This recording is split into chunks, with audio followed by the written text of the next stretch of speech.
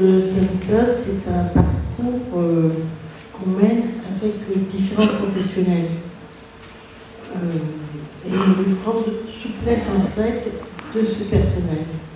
Quelques mois par exemple, je me souvenais que quand je suis sortie de la clinique psychiatrique de Village d'Ornon, c'est Gaëlle, éducatrice, et Delphine, infirmière, qui sont venues me chercher pour me ramener chez moi.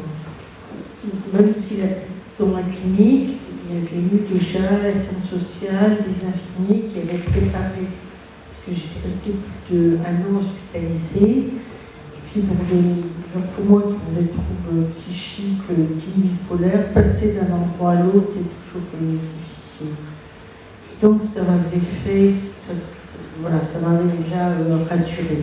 Il y a toujours quelqu'un qui répond quand on a un souci. Alors je vois un peu moins que d'habitude.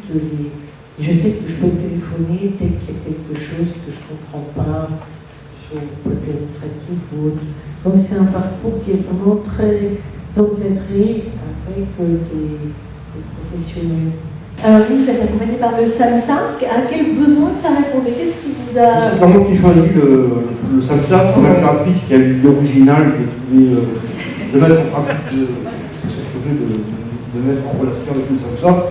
Mais qui m'aide quand même, ça me fait voir du monde, ça me fait ça me procure une interaction sociale, parce que je vis seul chez moi, enfermé, le plus souvent chez moi, je sors très rarement. Je me dis que ça faudrait que ça change et je fais. On est accompagné par des professionnels qui ne nous regardent pas avec commisération, avec pitié. Ils peuvent nous secouer s'il faut, s'il y a l'occasion, nous encourager plus souvent. Et moi je pense que,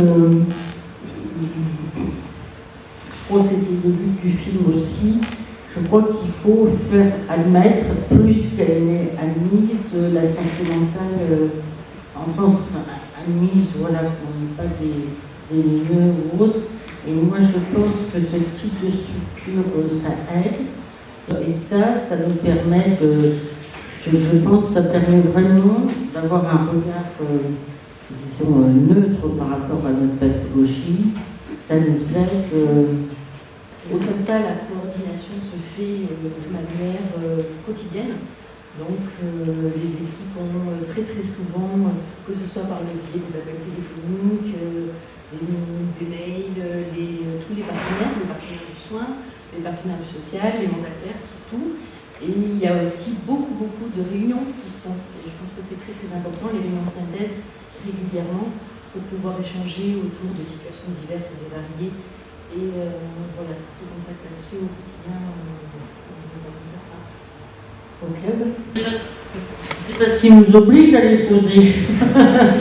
Non, comme je dis, au début, des films étaient très présents.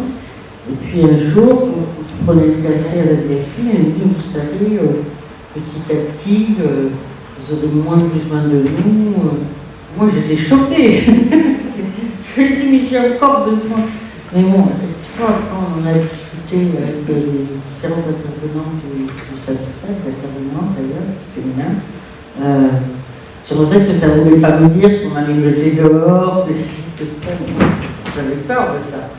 Et puis bon, en fait, ils ont renforcé l'équipe autour, et puis voilà, ça se sent qu'ils font des réunions, effectivement, même si on se voit pour la première fois que je fais une salle, elles me connaissent déjà.